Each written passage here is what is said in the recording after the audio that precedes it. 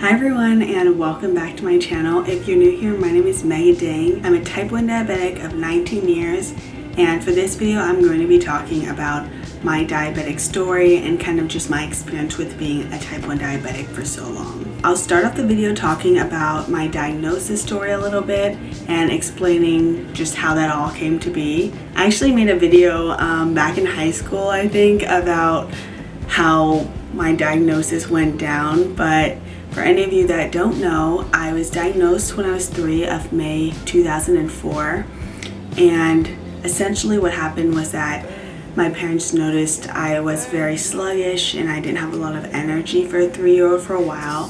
They took me into the doctor. The doctor said it was just a flu, and then one of the parents of a classmate of my brother's suggested to my mom maybe asking if I have type 1 diabetes because she was a nurse and she noticed some of the symptoms. So my parents took me back and I was diagnosed with type 1 diabetes. That's essentially my diagnosis story, and as I said, I was diagnosed at a very young age, at 3. So I honestly don't remember anything about life without diabetes, I guess is what you can say. Okay, just because I'm graduating college student and it's on my mind, I thought I'd talk about what my experience has been with diabetes in college and just as a young adult in general, because I feel like that can be something that's helpful to learn about for other diabetics out there who might be going to college soon. As I said, I am a senior right now, finishing up my last semester in college. Before I came to college, the only time I had ever spent away from my home, from my parents at night, was for a 2-week trip to Belgium, my junior to senior year of high school that summer. My parents didn't like me to stay away for the night because I was very bad at managing my diabetes at night. I just wouldn't wake up in the middle of the night to Lowe's. My parents would have to come in and give me food and stuff because I was just not good. That's pretty much it. So going to college was honestly a really big deal for my family in terms of my diabetes, because I think my parents were very nervous about me going off and being alone all that time, which is very understandable given how little of a response I was giving to my Lowe's at night. But for some reason, once I got to college, something in me kind of just snapped and took on this fight or flight mentality, I think unconsciously at night. So I haven't had any issues with treating low blood sugars at night. I always wake up even if my sensor's not working, but I'm honestly really lucky about that. So if I were people preparing to go to college who are diabetic, I would work on especially lows at night, because you can treat anything else during the day and worry about that. But at night, if you're low and you don't respond to it, you're gonna go unconscious and there's nobody really there that's gonna notice because everybody's for themselves.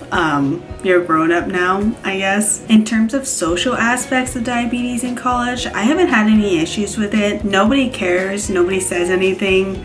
I just do my thing. I feel like a lot of people hide their diabetes or feel embarrassed by it sometimes, but it's not a big deal, and if you don't treat it like a big deal, I don't think anybody else cares at all if that's something you're afraid of. When it comes to going out and stuff like that, you should definitely experiment with trying new things. So if you decide to try out alcohol or drugs or anything of those sorts, I would just suggest to do it in your room, because if you try those kind of things in general, you don't know how you're gonna react. I remember my first time drinking in college and I went out. I'm lucky that I had my sensor and no emergencies happened with diabetes, but sometimes when you try drinking for the first time, you don't know how each person is different.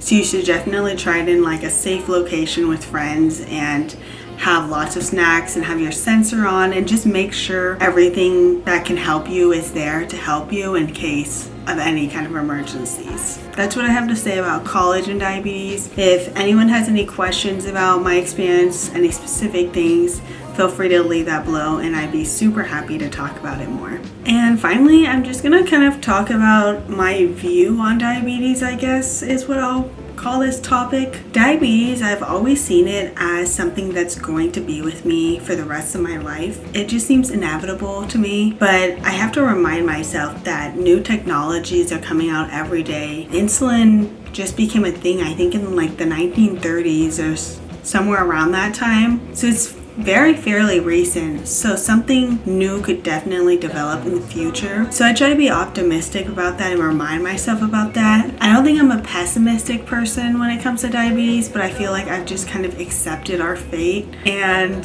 the hands we've been given and said it's fine with me, because in the end I am grateful that this is all the severity that this disease really offers, and it's not too bad. So, but that's my video for today. I just thought I'd sit down and talk to you about some thoughts of a diabetic, because it can be comforting to know other people out there are going through the same things and same experiences as you. So thanks for watching, and I'll see you guys next time. Bye.